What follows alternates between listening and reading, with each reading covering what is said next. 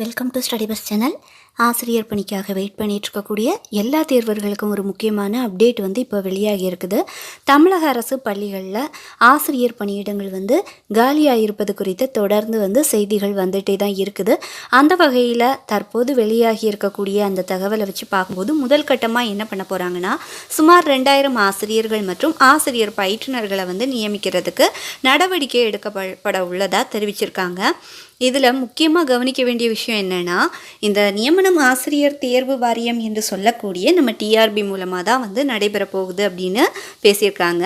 அதாவது அரசு பள்ளிகளில் காலியாக இருக்கும் பணியிடங்களை ஃபில் பண்ணுறதுக்கு பட்டதாரி ஆசிரியர்கள் மற்றும் ஆசிரியர் பயிற்றுனர்களை செலக்ட் பண்ணி பணியில் அமர்த்துவதற்கான நடவடிக்கை தற்போது ரொம்பவே தீவிரமடைஞ்சிட்ருக்குது.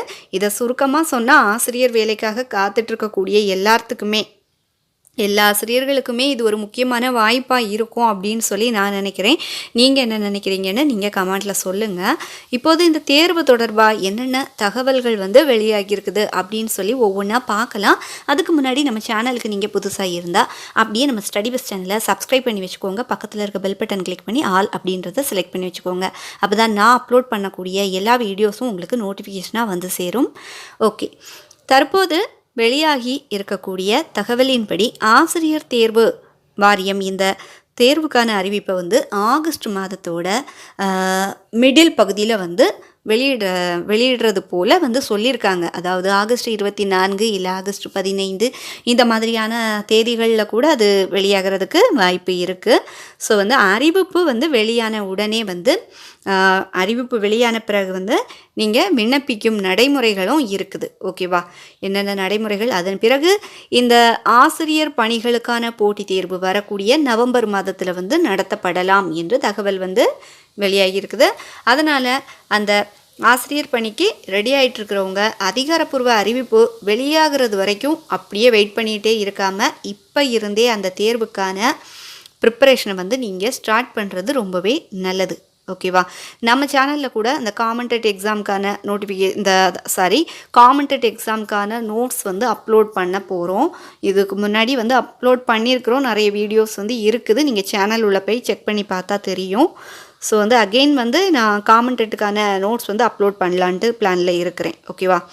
அடுத்தது பாருங்கள், இங்கே இன்னொரு முக்கியமான தகுதியும் இருக்குது. அதில் என்னென்னா, ஆசிரியர் தகுதி தேர்வு என்று சொல்லப்படும் அந்த டெட் தேர்வின் பேப்பர் 2ல் தேர்ச்சி பெற்றவங்க இந்த பட்டதாரி ஆசிரியர் போட்டித் தேர்வை எழுதுவதற்கு தகுதியுடையவர்கள் என்று தகவல் வெளியாகியிருக்குது, சொல்லியிருக்காங்க. அதனால் டெட் பேப்பர் 2 தேர்ச்சி பெற்றவங்க இந்த அறிவிப்பை முக்கியமாக நீங்கள் எல்லாருமே கவனிக்கணும். அடுத்ததாக தேர்வு எப்படி இருக்கும் அப்படின்னு சொல்லி அந்த தகவலையும் நம்ம பார்க்கலாம். அதாவது தேர்வு எப்படி இருக்கும், பட்டதாரி ஆசிரியர் மற்றும் ஆசிரியர் பயிற்றுனர் பணிகளுக்கான தேர்வில் சம்பந்தப்பட்ட பாடப்பிரிவில் இருந்து ஒரு 150 கேள்விகள் இடம்பெறும் அப்படின்னு சொல்லியிருக்காங்க. அதாவது நீங்கள் எந்த பாடப்பிரிவுக்கான ஆசிரியர் பணிக்கு நீங்கள் அப்ளை பண்ணுறீங்களோ அந்த பாடத்தை மையமாக வச்சு முக்கியமான கேள்விகள் கேட்கப்படுமா. ஓகேவா? இதற்கு கூடுதலாக கட்டாய தமிழ் அதாவது இதற்கு கூடுதலாக பார்த்தீங்கன்னா கட்டாய தமிழ் மொழி தகுதி தேர்வும் இருக்குது. இந்த தமிழ் மொழி தேர்வில் 30 கேள்விகள் கொடுப்பாங்க. அதுக்கப்புறம் பார்த்திங்கன்னா இதில் இன்னொரு முக்கியமான விஷயம் என்ன அப்படின்னு பார்த்திங்கன்னா, தமிழ் மொழி தகுதி தேர்வில் நம்ம குறைச்சி பார்த்தாலும் ஒரு 40% மதிப்பெண்கள் பெறுவது ரொம்பவே கட்டாயமாக சொல்லியிருக்காங்க. அது கம்பல்சரி 40% மதிப்பெண் எடுத்து தான் ஆகணும். ஆனால் இந்த தமிழ் மொழி தகுதி தேர்வில் நீங்கள் பெறும் மதிப்பெண்கள் இறுதி தரவரிசைக்கான மதிப்பெண்ணாக எடுத்துக்க மாட்டாங்க. ஓகேவா? கவனிங்க, இந்த தமிழ் மொழி தேர்வில் நீங்கள் பெறக்கூடிய அந்த மதிப்பெண்களை ஃபைனல் தரவரிசைக்கான மதிப்பெண்ணாக எடுக்க மாட்டாங்களாம். ஓகே, அதே நேரத்தில் இந்த தமிழ் மொழி தேர்வில் தேர்ச்சி பெற்றால் மட்டும்தான் உங்கள் முக்கிய பாடத்தேர்வு விடைத்தாள் மதிப்பீடு செய்யப்படும் அப்படின்னும் சொல்லியிருக்காங்க. ஓகே, புரிஞ்சுதா? அதாவது இந்த தமிழ் மொழி தேர்வில் தேர்ச்சி பெற்றால் மட்டும்தான் உங்களுடைய முக்கிய பாடத்தேர்வு விடைத்தாள் இருக்கும் இல்லையா, அதை மதிப்பீடு செய்வாங்களாம். ஓகே, அடுத்தது தமிழ் தேர்வை சாதாரணமாக நம்ம நினச்சிக்க கூடாது. இதில் நடத்துகிறாங்க, ஓகேவா? முக்கிய பாடத்தில் எவ்வளவு நல்லா எழுதினாலும் கட்டாய தமிழ் மொழி தகுதி தேர்வில் வந்து தேவையான மதிப்பெண் நம்ம வாங்குறது ரொம்பவே அவசியமாக தான் இருக்குது. அவங்க அந்த மார்க்கை எடுக்காட்டியும் கூட நம்ம வந்து தமிழ் சப்ஜெக்டில் நல்ல மார்க் எடுக்க வேண்டியது ரொம்பவே முக்கியமாக இருக்குது. அதனால் சாதாரணமாக நினைக்காதீங்க, படிங்க. இப்போது பார்த்திங்கன்னா இன்னொரு விஷயத்தையும் நம்ம நல்லா புரிஞ்சுக்கணும். தமிழகத்தில் ஆசிரியர் பணியிடங்களை வந்து ஃபில் பண்ணுறதுக்கு முக்கியமான அமைப்பாக ஆசிரியர் தேர்வு வாரியம் வந்து இப்போ செயல்பட்டு வந்துட்டுருக்குது. இடைநிலை ஆசிரியர்கள், பட்டதாரி ஆசிரியர்கள், முதுகலை ஆசிரியர்கள் மட்டும் இல்லாமல் சில சிறப்பு ஆசிரியர் பணிகளுக்கும் தேர்வு மற்றும் நியமன நடவடிக்கைகள் நடைபெற்று வந்துட்டுருக்குது, ஓகேவா? அதோடு கல்வித்துறையில் உள்ள வேறு சில பணியிடங்களும் ஆசிரியர் தேர்வு வாரியம் மூலமாக நிரப்பப்படுது. இப்போது வெளியாகி இருக்கக்கூடிய அந்த தகவலை வச்சு நம்ம பார்க்கும்போது கவர்மெண்ட் ஸ்கூலில் 18,000க்கும் மேற்பட்ட டீச்சர்ஸ் வந்து பணியிடங்கள் காலியாக இருப்பதாக குறிப்பிடப்பட்டிருக்குது. இந்த அளவுக்கு பணியிடங்கள் காலியாக இருக்கிறதுனால மாணவர்களின் கல்வி வந்து பாதிக்கப்படக்கூடாது என்பதற்காக சில இடங்களில் தற்காலிகமாக ஆசிரியர்கள் மூலமாக கற்பித்தல் பணிகள் வந்து தொடர்ந்து அவங்க நடைபெற்று தான் வந்துட்டுருக்குது, ஓகே. ஆனால் தற்காலிக ஆசிரியர்களை வச்சு மட்டும் தொடர்ந்து கல்வி பணிகளை வந்து நடத்த முடியாது இல்லையா? நிரந்தர ஆசிரியர்கள் நியமனம் செய்யப்பட வேண்டும் என்பது தான் பல்வேறு தரப்பினரின் முக்கிய கோரிக்கையாக இருந்து வந்துட்டுருக்குது. இதோட பின்னணியில் தான் தற்போது ஃபஸ்ட் கட்டமாக வந்து 2000 ஆசிரியர்கள் மற்றும் ஆசிரியர் பயிற்றுனர்களை வந்து நியமிப்பதற்கான அந்த நடவடிக்கை வந்து முக்கியத்துவம் பெற்று இப்போ வந்துட்டுருக்குது. நியூஸில் வந்து பார்த்திங்கன்னா தெரியும். இங்கே ஒரு விஷயத்தை தெளிவாக நம்ம வந்து புரிஞ்சுக்கணும். 18,000க்கும் மேற்பட்ட காலி பணியிடங்கள் இருக்குது என்று தகவல் வெளியாகி இருக்குது என்பதற்காக ஒரே நேரத்தில் அந்த 18,000 பணியிடங்களுக்கும் நியமனம் நடைபெறுகிறது என்று அர்த்தம் கிடையாது, ஓகேவா?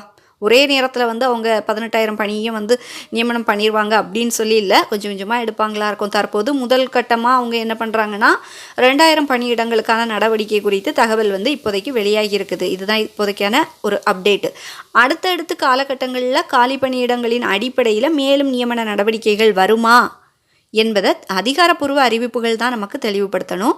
அதனால் 18,000 என்ற எண்ணிக்கையை பார்த்ததுமே அனைவருக்கும் வந்து என்னன்னா உடனடியாக வேலை கிடைக்கும் என்று அந்த மாதிரி நமக்கு வந்து ஒரு எண்ணம் வரும். அதனால் அந்த மாதிரி நினைக்கக்கூடாது. இப்போதைக்கு இப்போ பார்த்திங்கன்னா ஃபர்ஸ்ட் கட்டமாக 2000 பணியிடங்கள் தொடர்பான அறிவிப்பு தான் வெளியில் வந்திருக்கு, அதுதான் முக்கியம். மேலும் கடந்த காலத்திலும் ஆசிரியர் நியமன நடவடிக்கைகள்லாம் நடைபெற்றிருக்கின்றன.